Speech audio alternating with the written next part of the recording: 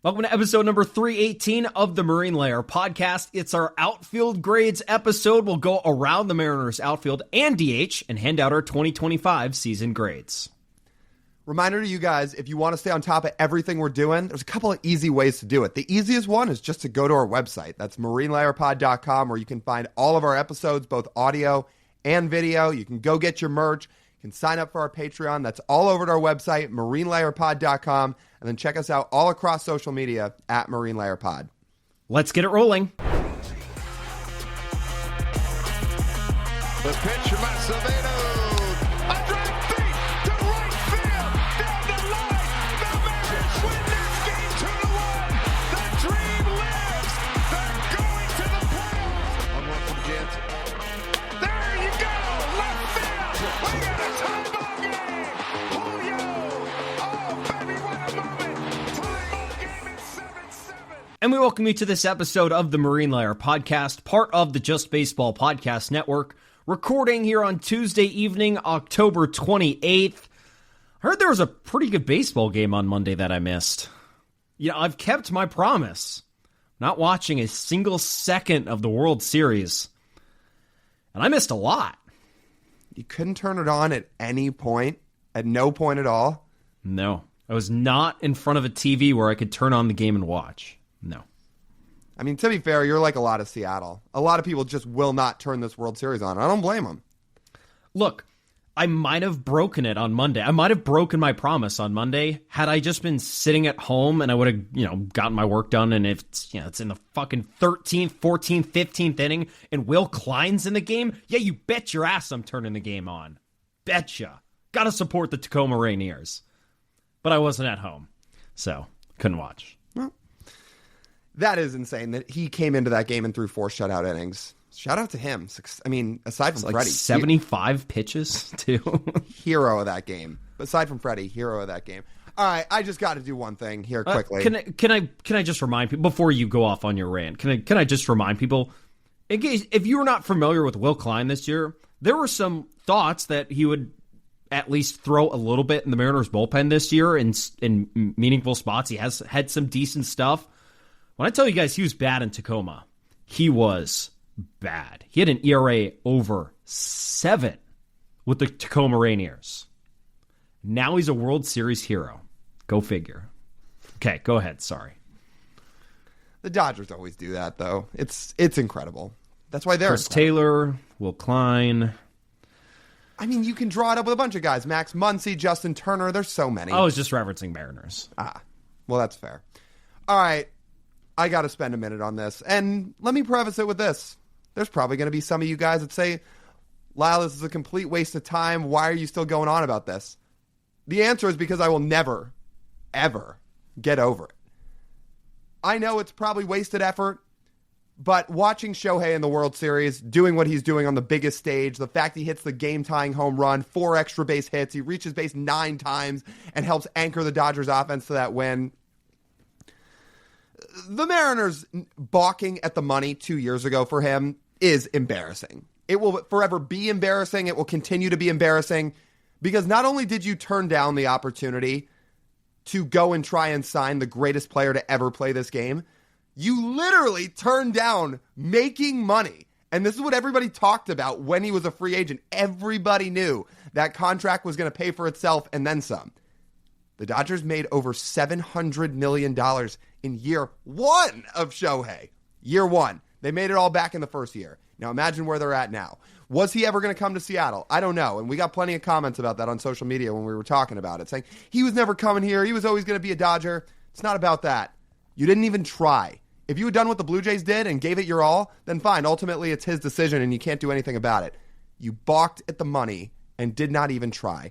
Had an opportunity to sign the greatest player to ever play this game and make money and profit. You said no.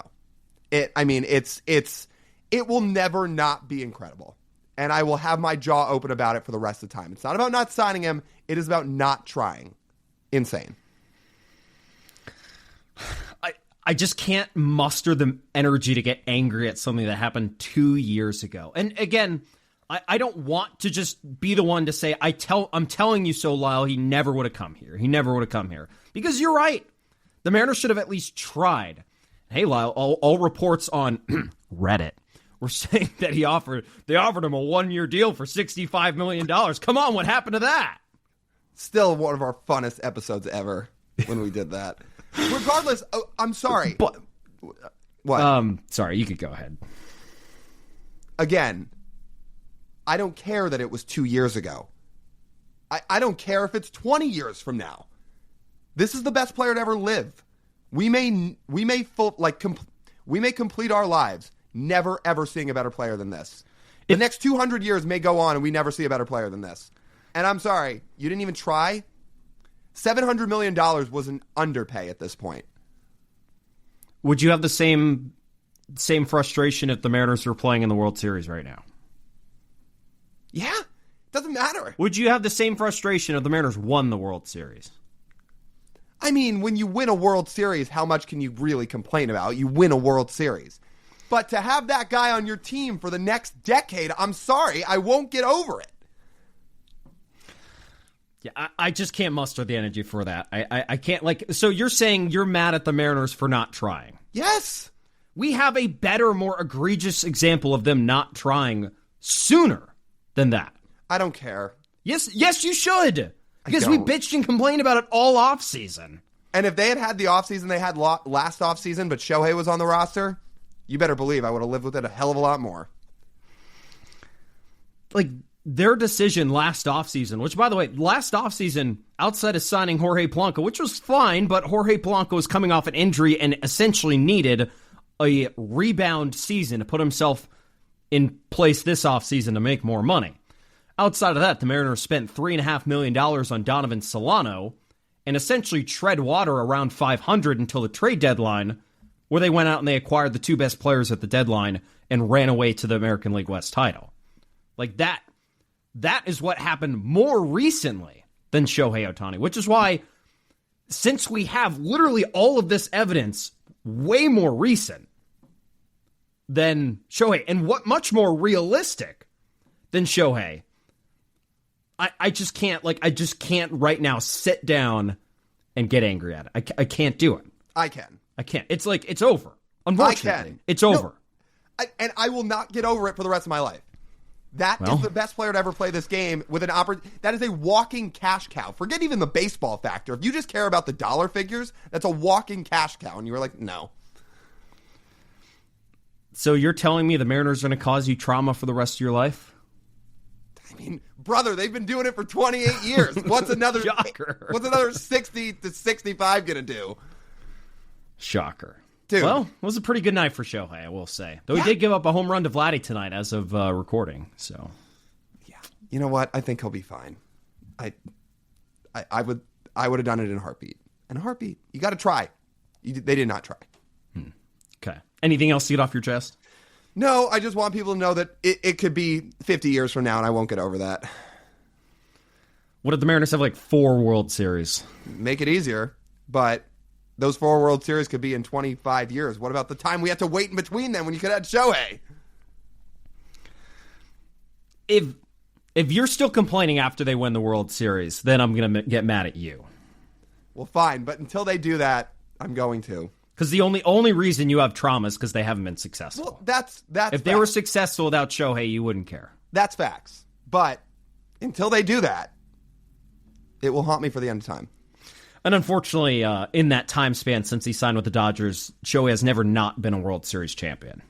And he's on his way right now to being a 2-time World Series champion. So, signing good players makes winning the World Series a heck of a lot easier. I'll tell you that much. The 2 teams in the World Series this year definitely embody that. So, take notes. All right, you ready for some grades? Yeah, let's do some grades. Okay, it is time for our 2025 Mariners outfield grades. If you missed our infield grades episode that we did on Monday, let me refresh you on how we're going to go about this. We're going to go around position by position, not player by player, and hand out a grade for the 2025 season. For this, we'll go clockwise. And to start, well, actually, no, let's get the DH last. We'll start in the outfield. Left field, what is your grade for this season? You know, Randy's grade up until the playoffs would have been in the A range. because he had a far better year than any Mariners left fielders had in essentially 20 years. We've talked about the just absolute turnstile of left fielders they've had for a decade, even more. Randy Arozarena has been the best left fielder the Mariners have had in God knows how long. But I went with a B+ because ultimately what happened in the postseason was just a really tough watch. If you were just going to evaluate his regular season and the near 4-win year he put up, at least by reference it's 4, baseball reference, yeah, that's an A or A- season. What happened in the postseason, I'll knock it down to a B+. I'm right. Yeah, I'm literally right there with you. He was sitting in an A- until I watched what he did in the postseason. And it was tough to watch because it's not just that he struggled. It's not that just like he had Dom Canzone struggles, who we'll talk about later in this episode. Randy was hitting either first or fifth or sixth in this Mariners lineup during the postseason. Huge spots, either in front of the two hottest hitters throughout the postseason or behind the two hottest hitters in the postseason, and he just could not come through. I mean, he slugged in the playoffs 271. 271. He's had seasons in his career where he's had a batting average higher than 271. The fact that is what he was slugging in the postseason was really tough to swallow and was part of a reason why the Mariners didn't advance in the playoffs, and they're not playing Shohei and the Dodgers right now. But I don't want that to overshadow the season Randy Arozarena had this year. And that playoffs is going to leave a lot of people with a sour taste in their mouth for how they view Randy, and they see his projected $18 million salary next year, and they say, are we sure that's worth it? I don't know. Let me cut to the chase. Yes, it is worth it. Yes. The Mariners should have Randy Arozarena playing in the outfield next year. Is his defense perfect? No. In fact, it's not really good at all. But his bat is valuable, and it helps you win games in the regular season, and you'd hope if you get another shot at the postseason, you'd see a little bit more postseason Randy next year. And I see it being a lot harder for them to make the postseason next year if they didn't have Randy. 100%. 100%. Again, what do you plan to do in left field instead if you were to move on from Randy and try to eat some of his salary? You would have another spot to fill, and you have enough spots to fill on this team already going into 2026. You know that with Randy Arozarena out there, you're going to get 20 to 25 homers. You're going to get a guy that OPS is somewhere in the high 700s to low 800s. He's going to be a 115 to 125 WRC plus hitter, and he'll be one of the best left fielders in baseball. I mean, he was an all-star this year. Up until September, he was the most valuable left fielder in all of baseball. He was leading left fielders in WAR. Randy Arozarena needs to be on this roster, penciled in every day in 2026. Postseason woes aside, this team cannot get to where it wants to get to without Randy in the lineup. He has got to be here, and yes, he's a very valuable piece of the team.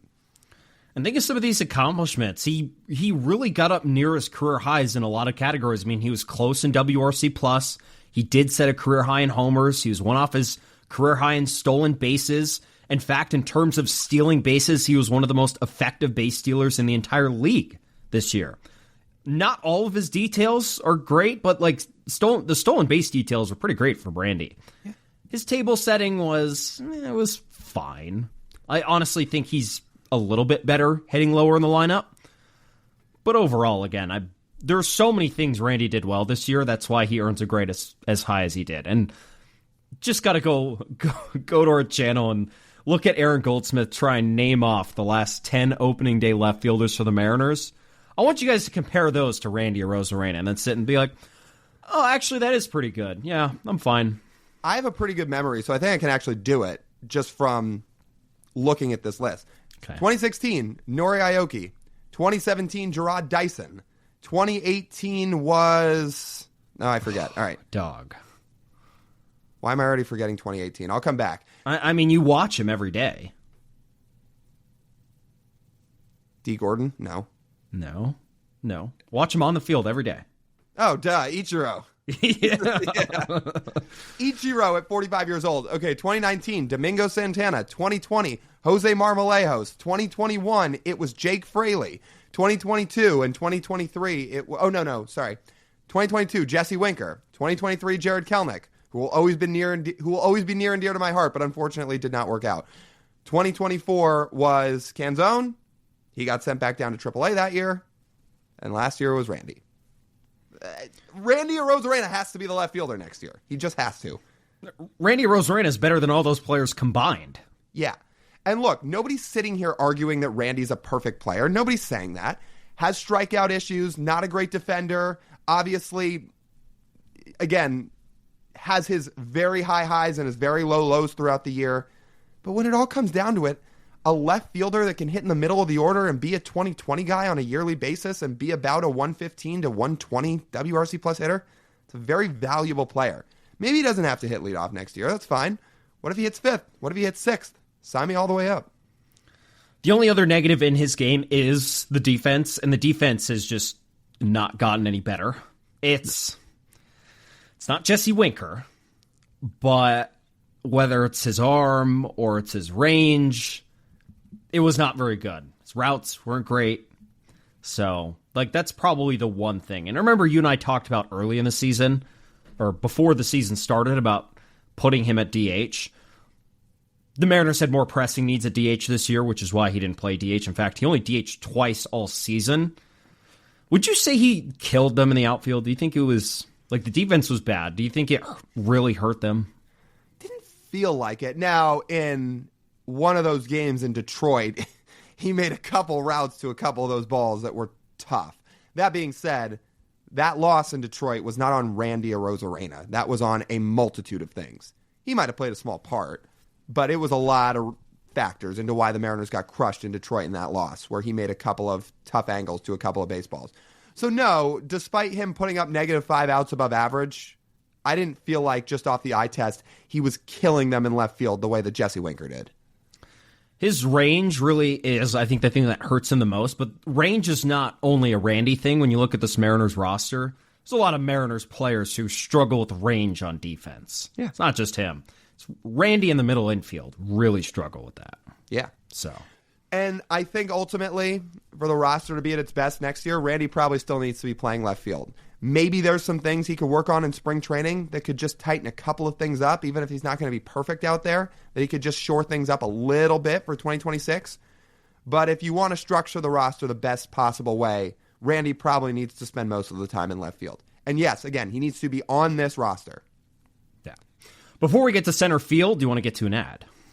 Yeah, let's do it. Let's talk to you guys about our friends over at Pagacci's Pub 85. You guys know it's this awesome neighborhood bar over in Kirkland. It's got 20 TVs in the place if you want to go watch a bunch of sporting events. I mean, college football, the World Series, the NFL, it's all in full swing right now. So you've got a place to go watch all the games. You can have some great food, hang out with your friends. And if you want drink specials that are basically can't beat, head over there, because happy hour deals are $3 and $4 drinks from 2 to 6 p.m. on Monday through Friday. Yeah, $3 and $4 drinks. So check all that out over at Pagacci's Pub 85 in Kirkland. What is your grade for center field this year? I mean, center field was essentially occupied by one guy and one guy only. So if you want to talk about what grade the center fielders get, a.k.a. Julio Rodriguez, it's an A.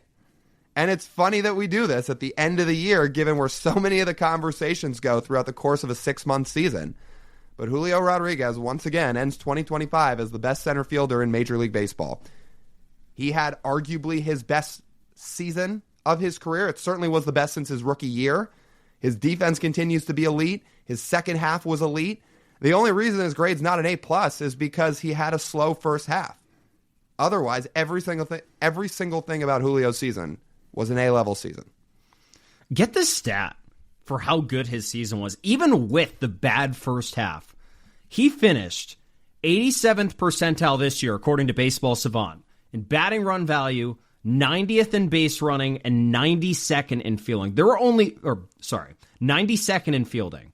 There were only 2 players in baseball this year who exceeded him in all 3 of those categories. Bobby Witt Jr. and Fernando Tatis Jr. That's it. For someone whose first half at a point had a sub 100 WRC plus in June.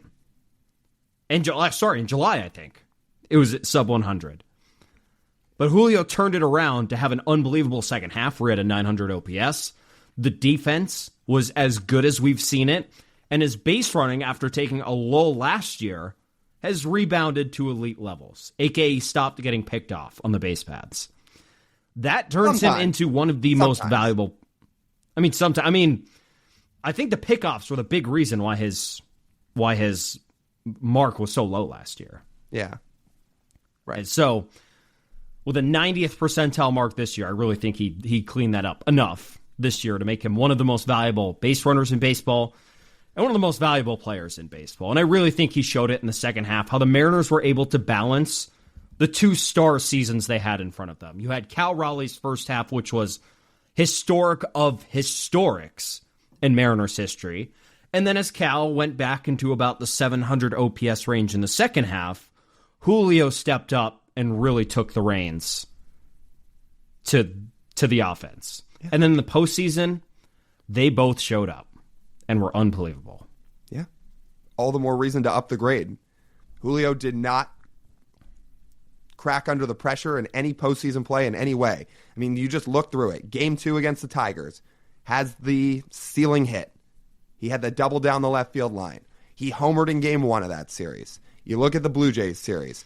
I mean, he homers to put him out to a 3-0 lead early in Game 2. He homered in Game 7. He doubled in Game 7. I mean, he had his stamp all over both of those series. And Cal did too. But what Julio did in the postseason compared to what he did in the second half and what his overall season numbers spit out to, yeah, man, that's the best center fielder in Major League Baseball. Let's put it like this. Or did you have something you wanted to add? I was going to say, there's a reputation amongst some people that Julio's not clutch. It's pretty clutch to me in the postseason. Biggest moments of his career was absolute nails. Feels like to me, you can almost argue he's underrated at this point. Because when he came up and when he bursted onto the scene, he was everywhere, right? And he's still everywhere. Not only do the Mariners market him really well, but baseball does. He is one of the guys in Major League Baseball that you see on a lot of ads and a lot of promotions. And it got to a point where there was a lot of people out there who like to say things like, he's overrated, he's overhyped, he hasn't lived up to it. Almost so much so to the point where that narrative's gotten beaten into the ground so often, sadly sometimes by his own fan base, which is really not good in its own right, that it's almost gotten to the point where people underrate how good he is at this rate. I mean, let's just put it this simply. I think we said it through the course of the year, but let's definitively say it here at the end of year 4 of Julio Rodriguez. Right now, he's on pace for the Hall of Fame. I don't think enough people take that into account. Julio Rodriguez, through 4 seasons, has put up 23 wins above replacement. If you prorate that and that rate stays up and stays at that pace through his next 4 years too, through 8 years, he'll be at 46 wins above replacement. There are players who have gotten into the Hall of Fame with 46 WAR for their career. Julio, through 8 seasons, will be through his age 28 season. Now imagine if through that, he doubles that WAR for the rest of his career. For the next, let's say he plays till he's, let's just say 40. Let's say over his next 12 seasons after his age 28 year, he puts up another 46 wins. That's a 90-win career player. Yeah, guys, he's on pace to be a Hall of Famer. Now, again, his defense won't be elite forever. When you get into your 30s, he may move off center field. His offense will have to keep up.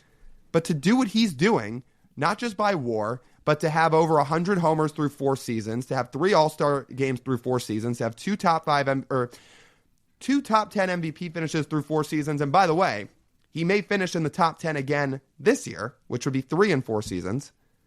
Yeah, he's on pace for Cooperstown. And we're at a point where people ignore that. And you right there didn't even account for the fact he could have like a 9 or 10 win season in there. Right. Which he's not even gotten close to. He's gotten this WAR number by his career high in Fangraphs being 5.7. Mm-hmm. What if he gets up to a Bobby Witt level season of WAR? Like Bobby Witt had an 8-win season this year. That's 2.3 wins higher than where Julio was at this year. Julio can definitely get to that mark in the next handful of years in his physical and his, I guess, physical and hitting prime as well, where he's got it in the field and at the plate as well. What he's going to need to do, of course, is not play terribly or hit terribly for half a season. Right. Because that's what he did this year. He was, for most of the first half, got on really hot at the end, was about a league average hitter. If he's just like a 110 from April through July, that's not a good comparison. Okay, so here's the number. Sorry, I have another point to make, but it's in the first half this year, he had a 110 WRC plus. He had a really hot week going into the All-Star break. In fact, a really hot series, which propelled him from sub 100 to 110 in the first half. If he was able to do like 120 in the first half, it's going to make a huge difference. Raise his floor that much more and have some of that contribution over April and May as well, which will help accumulate WAR, which WAR is a total stat. It's not a rate stat. So the more he plays, the better. Here's another thing for everyone to consider as they listen to this. When Julio Rodriguez steps on the field next year in his age 25 season and plays probably 1 or 2 games, he'll be a top 10 player in Mariners history by WAR. It's 25. It took him 4 seasons. 4 seasons and a game or 2. Yeah. See, he's a 1/10 of a point behind somebody. I think behind Jay Buhner right now. It's crazy. It's kind of crazy. Yeah. It just kind of flies under the radar because people get so worked up over slow batches of the season. And you look at the end, it's pretty good. Yeah. He's mentioned with names like Bobby Witt and Fernando Tatis Jr., just like he should be. Yeah, he needs to be more consistent, but still overall pretty good. It was like we said in May when he was struggling. We said, look, guys, it may be frustrating right now, but we all know he's going to get hot. And we said, can we promise you when it's going to happen? We said, no, it may not be till August, but he's going to get hot and his season's going to end putting up an extremely valuable year. That's what he does. And if he just starts the year on a little bit of a higher note, you're right. He could go win an MVP. He could have an 8-9 WAR season. He could have 8-9 WAR seasons a couple different times in his career. Maybe he does it 3 or 4 different times. Again, he's not even really in his prime yet. This is an incredibly valuable baseball player that unfortunately at times throughout the year does not get the recognition that he always deserves. I can't make any promises going into next year, but if Julio holds a 21% strikeout rate into next season and then takes those steps forward offensively, like not chasing as much, which has been really the consistent problem of his career and led to him being a little bit more streaky, if he just improves on that a little bit more, just imagine, because when the barrel meets the ball in the zone, it's as violent as anyone in baseball. So if he can just do that, take that incremental step forward for his chase rates, I think we're looking pretty good. Because, defense and base running, he's got figured out. And you know what, man? Give him some credit for improving on his plate discipline on a couple of different pitches this year. For example, last year, changeups really killed Julio. His run value against changeups back in 24 was -4. He was hitting $179 against changeups. He improved that big time in 25. Julio this year, he slugged almost 500 against changeups. He was much better in terms of run value, did more damage against them, wasn't chasing them as much. He made some real strides at the plate. I understand, yes, sometimes he'll still chase the sliders low and away. That may always just be a part of his game. Doesn't mean he's a bad player. He's a great player. Just maybe something that always kind of gets him. But there were things at the plate and with his plate discipline that he improved on this year. And overall, as we know, unreal year. And despite all these offensive struggles at times, he does not let it affect his defense, which is one of his better qualities. Because that center field defense is unbelievable and really makes the Mariners that much better. Okay, next and final position in the outfield, right field. What's your grade? This is a really weird grade, and credit to you because you were tweeting out about it here on Tuesday afternoon. I mean, right field is essentially a couple of good months of Dom Canzone and then everybody else who lost the team games by WAR. So overall, C? That's what I came out to. C minus. That's what Dom you went Canzone. I gave him a C minus. Dom Canzone gave the Mariners about a third of the season of really quality right field production. The rest of the Mariners' right field production over the other 2/3 of the baseball season was the worst in Major League Baseball. The other 8 Mariners right fielders who spent time occupying that position this year combined to play 122 games and were worth negative 2.5 wins above replacement. 8 separate players, Lyle, accumulated negative WAR. There's not some positives and negatives mixed in here with Leody Taveras dragging down the whole bunch. No, they all sucked. All 8 of them. It's a rough. I'll pull up the whole list of right fielders if people need a reminder on who it is. But I mean, Dom Canzone, credit to where credit's due with his 130 WRC plus as a right fielder.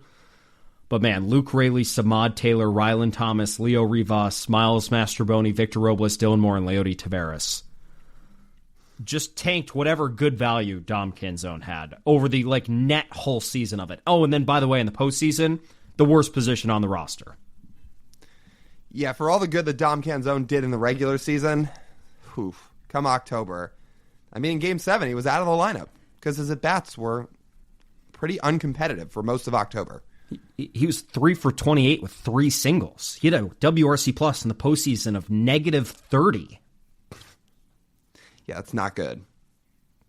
It's not good. They should have just put Leody Taveras out there. I don't know about all that. Leody Taveras was untenable when he was out there. Yeah. Not much of a difference in the postseason. I mean, unfortunately. And unfortunately, it was the same thing with Robles. His defense is better, but didn't hit much. And look, with Robles' contract, he's got another year, and then there's a team option in 2027. So him signing that extension really isn't a big deal because it was 2 years for $9 million, and then there's an $8 million team option in 27. So if you go and upgrade right field this winter, Victor Robles can still be your 4th outfielder, and he'd just be off the bench. But yeah, I think right field needs to seriously be looked at in terms of getting addressed this offseason because everybody's going to focus on third base. People are going to focus on first base and getting Naylor back, as they should. I really think they got to go look at right field. I think you're allowed to believe in Dom Canzone and also acknowledge they need an upgrade in right field because Dom Canzone before this season had not proven he could hit at the big league level. Comes up this year and proved he could hit at the big league level. But it was still less than half a season of production. Victor Robles just this past season showed you that a less than half season sample of hitting well at the big league level does not necessarily translate year to year when you had not proven in the past you could hit at the big league level. Right. Victor Robles, while he's in Washington, could not hit. Comes to Seattle in less than half a season, plays very well, hits very well. It was less than half a season, right? Yeah, 77 games with the 77 games, yeah. And Dom Canzone was at 68 games in right field. Yeah. So and the WRC pluses are within a point of each other over the course of that time. There is a chance that Dom Canzone bucks that trend and puts up another 130 WRC plus next season, but it is not guaranteed. So here's my proposition. Dom Canzone absolutely has earned himself a spot on the Mariners roster next season to hit against righties. It doesn't mean you can't go out there and you can't look for options. Give yourself options because the options the Mariners gave themselves this year were awful. I mean, the way you split it up is Dom Canzone got an A grade and the other 8 players you put out there got an F. That can't happen again. So don't let it. For anybody watching on YouTube. K-Tuck. K-Tuck. K-Tuck. Yeah. Don't let it happen again. I hope people are watching on YouTube because we're holding it right up to the screen. Yeah, baby. You better go get Kyle Tucker. And even sorry. Go ahead. I was going to say, even with Dom's production, the Mariners still had the 28th ranked right field group by WAR. Yeah, that ain't happening with K-Tuck, I'll tell you what. Mm-mm. And by the way, if you're a Canzone believer and you want to see what he's got again in 27 because you bought into the production he put up, which is totally reasonable for how he played in the second half, going and upgrading in right field doesn't necessarily mean it phases out Canzone because, again, let's be real, Canzone's defense ain't exactly Ichiro out there. So if you want Canzone to contribute, you want him to contribute with his bat. And his bat's what's valuable when he's playing well. So if that's the case, he can DH. If you don't end up bringing back Polanco, for example, because he demands too much money, somebody's willing to pay him more elsewhere, Canzone could DH a lot of the time. He could especially DH against right-handed pitching, which you're going to see the majority of throughout the course of a year. And then you have somebody else in right field. The funniest thing about this right field position is that they essentially stumbled their way out of an F grade. Can you remember how many things they tried before they actually landed on Dom? Well, yeah, you listed it all out. Well, I mean, so it starts with Robles and Rayleigh. Then they go to, once Robles gets hurt, then they do Samad Taylor as well as Rayleigh. Then they did Leody Taveras, and then they did Miles Mastrobuoni, and they tried Leo out there. I mean, don't forget by the... Ryland Thomas, who came up before Dom Canzone did. Well, don't forget in the middle to late summer months, those couple times a week, they'd run Dylan Moore out there, and the entire fan base would just melt down. Honestly, at times, us included, because it's like, what are we doing? So as much as the Mariners tried sometimes to not put Dom Canzone out there, he did save them in right field this season. Yeah, he did. But he saved them with his bat. Because here's the honest truth about Dom Canzone. When he's barreling up baseballs, he does what he did in the second half. When he's not doing that, there's not all that much to his profile. Like, he doesn't run, he doesn't field, he doesn't have a particularly valuable arm. He doesn't hit left-handed pitching. He doesn't walk. What's up? He does not walk. No, he does not walk. He chases a lot. He essentially has to crush right-handed pitching, or there's not that much to his profile. So all the more reason, you've got to go look at right field this winter. I am more okay letting third base work itself out than right field. Because for all the struggles Ben Williamson had offensively, at least you know he'll provide some value with his defense. And at some point in 2026, you expect Colt Emerson to be ready. In which case, either him or J.P. Crawford will be playing third base. The other will be at short. Right field, man, if Canzone doesn't hit, you've got a black hole on your hands again. Especially against no one coming up. Yeah, well, especially against left-handed pitching if Robles doesn't figure it out. And I mean, you could wait until the deadline again, but I'd prefer the deadline to be a supplemental strategy rather than a resort. Yeah. As the Mariners treated it this past season, which again ended up working out for them, but there's not a guarantee that there's going to be a shining top of the line right fielder available at the deadline. Right. Wish it was K-Talk. That'd be nice. Well, it doesn't matter. Go sign him. Facts. Let's get to our last position of these grades for this episode. And let's end with designated hitter. What are your grades for the DH position? It's an A. Most of it was filled by Jorge Polanco, and Jorge Polanco absolutely went off in the postseason, in the second half, in April, and despite a couple of down months in the middle of the year where he was battling some injuries, he's got a chance to go win a Silver Slugger. That warrants an A. So you're giving Jorge Polanco an A, but Jorge Polanco as a DH was good, not as good as he was in other position. I knocked it down to a B+. All right. Like, just the DH position itself was good for the Mariners this year, but it wasn't even as good as like the players who spent most of the time occupying that position, as good as they were in other positions. Like Cal Raleigh, for example, his WRC plus as a DH was like 40 points lower than it was as a catcher. Jorge Polanco's WRC plus as a DH was like 12 points lower than it was as a second baseman or a third baseman, however you want to classify it for this year. So, like, it was very good. The DH happened to work out for the Mariners. But the production itself from that spot was a B+, which is very good because the Mariners have had a lot of D- DHs over the last few years when they use it as a rest spot. It did happen to be a rest spot again this year. But the difference was the Mariners tried this strategy called building a deep lineup, which allowed them to rest a lot of their good hitters in the DH spot, so it'd still be productive instead of, putting, Abe Toro at DH. Yeah, I'd say Cal Raleigh and Jorge Polanco in the DH spot are a little different than Abe. Just a little bit. Yeah. I honestly don't even have that much for DH. Like, that is essentially what they used it as. When Jorge Polanco wasn't feeling great and wasn't as comfortable playing the field, he DH'd a lot, and he hit well in the DH. When they needed to give Cal a day off, as he rightfully deserved, he DH'd. When Mitch Garver was in the lineup against a lefty, he DH'd. Dom Canzone had an insane small sample as a DH. So, like, it worked out for the Mariners. But again, I think it more had to do with the overall roster build rather than just targeting DH specific. Sure. Yeah, man, I hope Polo wins that Silver Slugger. And technically, he's nominated for it for second base. It's funny, I thought he'd be nominated for DH because he spent more time there. But either way, he wins a Silver Slugger. Only highlights this position even more so because he gave the Mariners what they have not had at the DH spot in a long time, and you just highlighted it. So, yeah, I don't have that much for DH either, other than when guys were there and they were getting their quote-unquote rest days, they were productive.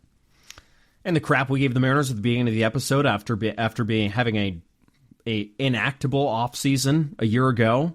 I mean, Jorge Blanco was great. They deserve every bit of credit for doing that. So Yeah. and the Mariners would not be in the same position if they didn't go out and do that. The DH spot benefits greatly. So that's why I do B+. An A season out of a DH is being like, close to Kyle Schwarber or Aaron Judge. Well, Schwarber's about to finish possibly second in MVP voting. That might be A+. Okay. So an A, then an A is going to be like a 140 then. All right. So a little bit higher than what they did. But overall, again, the production at DH was very good. Yeah. So I was going to say, that's why they get a B+. Yeah. Schwarber almost hit 60 homers. So I will take 60 home runs as a Mariners DH, which, by the way, he's available. he is available. The only thing about that, because we were talking about it the other day, and I'm still on board with the idea, it would be incredibly fun. Does that make things tougher for Cal to sign somebody like that to be strictly a DH? Yep. I mean, I don't know if you can exactly run Kyle Schwarber out to left field twice a week. But you could put him at first. Oh, that's true. That's an idea. I don't know if he'll be any good at first, but we've also seen some really bad first basemen. So the bar's already been set pretty low. I mean, they let Gino play first this year. Yeah. So If Kyle Schwarber needs to play first base one time a week, just let him practice a little bit. that's what spring training's for. He wants to bring his 60 home runs here? Great. Now, inevitably, when the Mariners probably don't sign Kyle Schwarber, that would be their reasoning. Yeah. Like Cal, as good as Cal is, it does make it very tricky that you can't just put Cal at third base 155 times a year. Right. Unfortunately, it doesn't work that way for catchers. So, But while they'd have an out for Schwarber, they ain't got one for K-Tuck. no, they don't. As we just listed earlier. No. Go sign him. Go sign him. All right. Good grades. Good batch. That completes the position player aspect of this. Next couple of episodes, we'll do pitchers, we'll do starters, then we'll do relievers. And then by then, we should be in full swing of the offseason. How about that? Look at what making a deep postseason run does. It makes this month a lot easier. Takes you right into the winter. Yes, it does. All right, good stuff. That just about wraps up this edition of the Marine Layer Podcast. You guys know the drill. If you want to listen to the full form podcast, you can do so wherever you get your audio pods. If you're listening, please make sure to download, go rate and review, 5 stars on Apple and Spotify. It really helps if you do. If you're on YouTube, go hit subscribe. It was awesome to pass 10,000 subscribers a couple weeks ago. We'd love to see the number keep going up. It really supports the channel. It really supports the channel if you just hit subscribe on YouTube. Drop a like, leave a comment. You can go over to our website as well to find all of our stuff, including our merch, which I've got on right now. Patreon, that's marinelayerpod.com. And then you can find us all across social media at marinelayerpod. That's TJ. I'm Lyle. As always, we thank you guys for tuning in. We'll talk to you soon.